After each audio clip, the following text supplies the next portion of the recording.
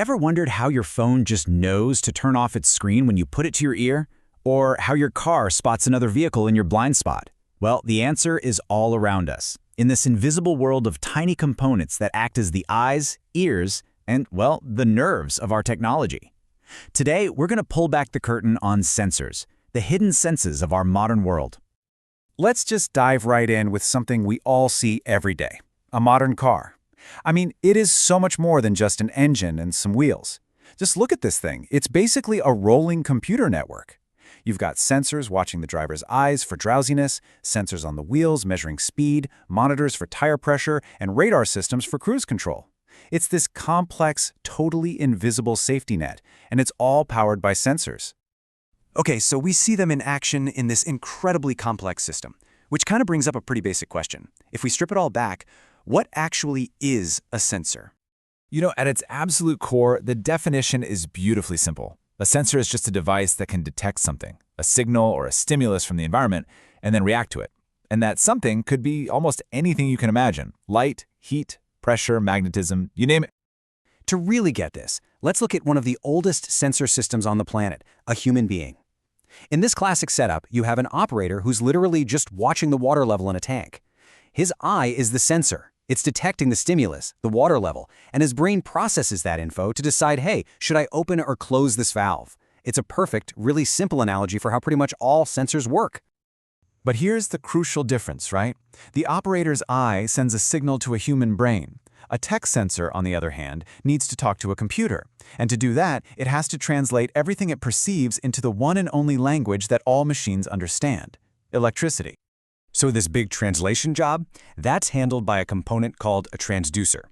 You can just think of it as the part of the sensor that takes a physical thing, like temperature or pressure, and converts it into an electrical signal, a voltage or a current, that a computer can actually read and make sense of.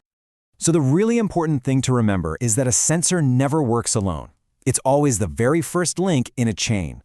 It senses something in the environment. That signal gets processed and converted from analog to digital, and then it gets fed to a computer. And that computer makes a decision and can even trigger an action back in the real world. It's a complete loop, from perception all the way to action.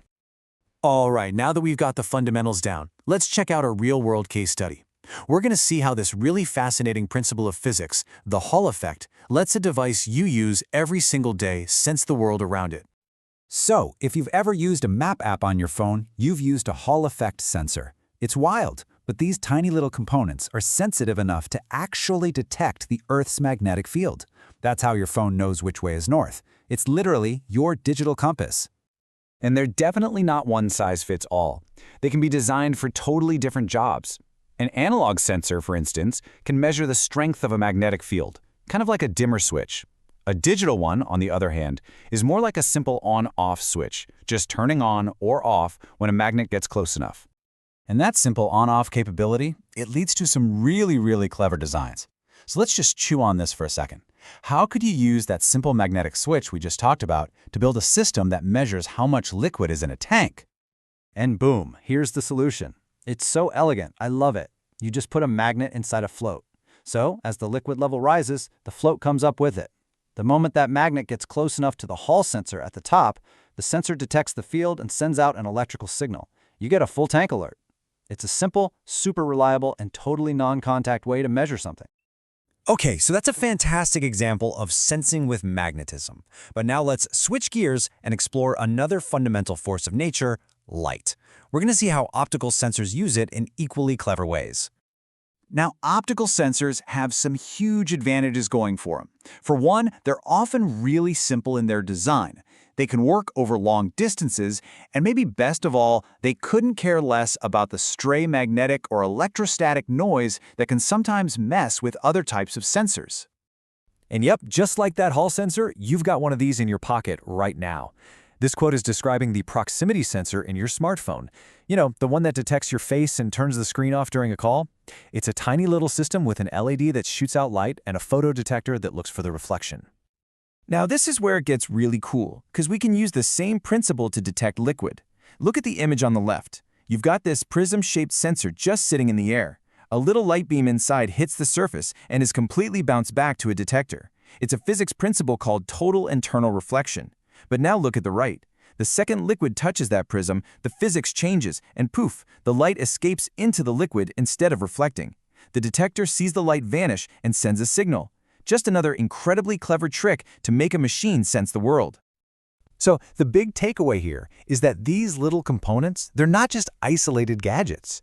Using principles like magnetism and light, they all combine to create this massive, unseen sensory network that blankets our entire world.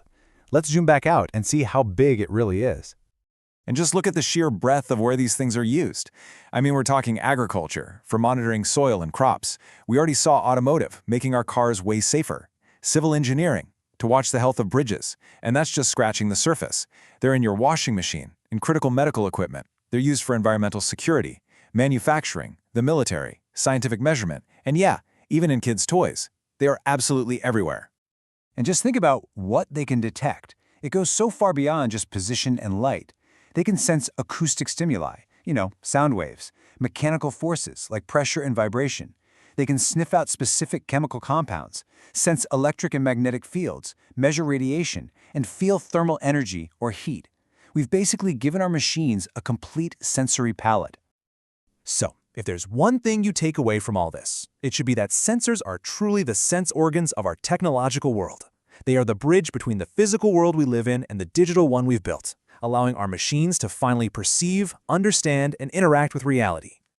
And that just leaves us with a final, fascinating thought. We've seen how they work and where they are today, but as this technology keeps getting smaller and cheaper and smarter and more deeply connected into a global network, what new sense